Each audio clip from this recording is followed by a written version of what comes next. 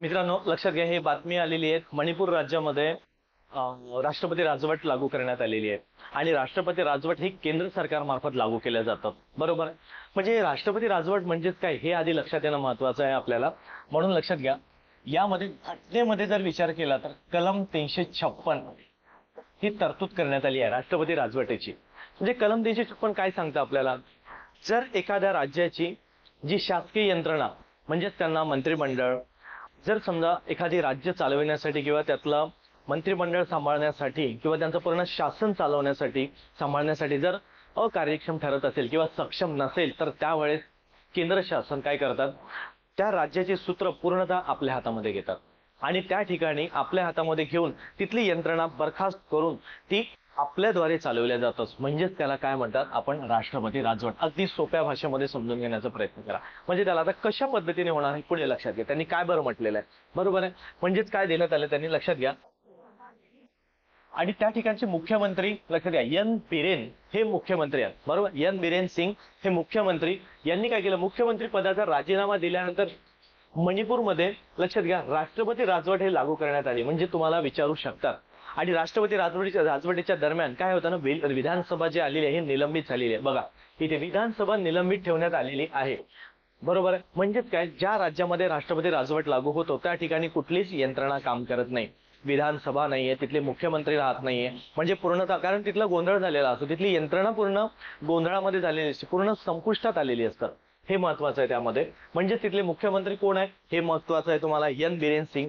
त्या ठिकाणी विधानसभा निलंबित झालेली आहे. एक लक्षात घ्या. मग हे कधीपासून, राज्यात मे 2023 पासून सुरू असलेल्या वांशिक संघर्ष सुरू झालेला आहे. म्हणजेच बघा, मे 2023 पासून जवळपास आज विचार करा 2 वर्ष तिथला संघर्ष चाललेला आहे.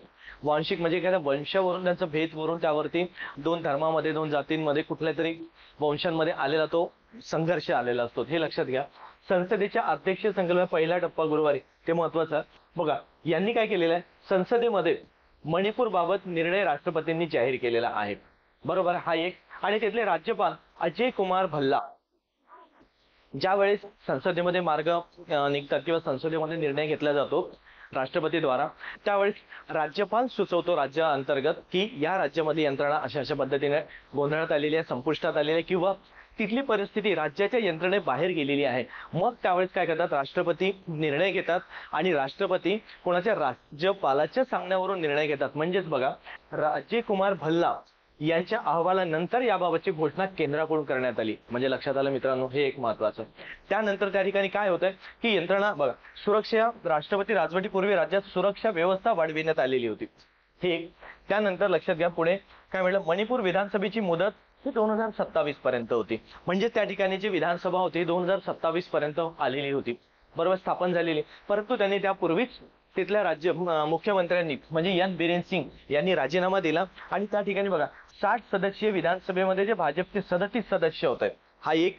एनपीचे 6 ते जाऊ दे, ते महत्वाचं नाही. त्यानंतर आणि त्या ठिकाणी बघा पक्ष कुठले आहेत हे लक्षात घ्या, कुकी पीपल्स अलायन्सचे 2 आणि संयुक्त जनता दलाचं 1, तर असे 3 अपक्ष आहेत.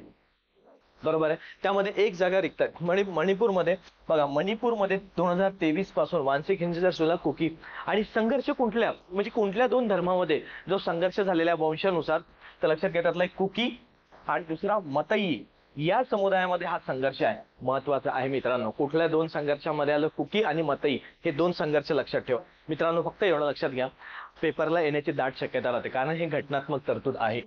कलम 356 व्यवस्थित अभ्यासा, तुम्हाला तुमच्या पुस्तकांमध्ये, नोट्समध्ये आहेच. थोडा अपडेट करून घ्या तुमच्यामध्ये. आणि हे लक्षात घ्या की सर्वाधिक राष्ट्रपती राजवट कोणत्या राज्यामध्ये लागू करण्यात आली, त्याच्यानंतर क्रमाने सुद्धा येऊ शकतात बरं कधी, की सर्वाधिक राष्ट्रपती राजवट कुठल्या राज्यांमध्ये जास्त, ते सर्वात जास्त कडून कमीकडे कोणत्या राज्यामध्ये क्रमाने लागू करण्यात आलेली होती, की आजपर्यंत सर्वाधिक लागू करण्यात आलेलं राज्य कुठलं. अशा पद्धतीने प्रश्न येतो मित्रांनो, त्या पद्धतीने अभ्यासा.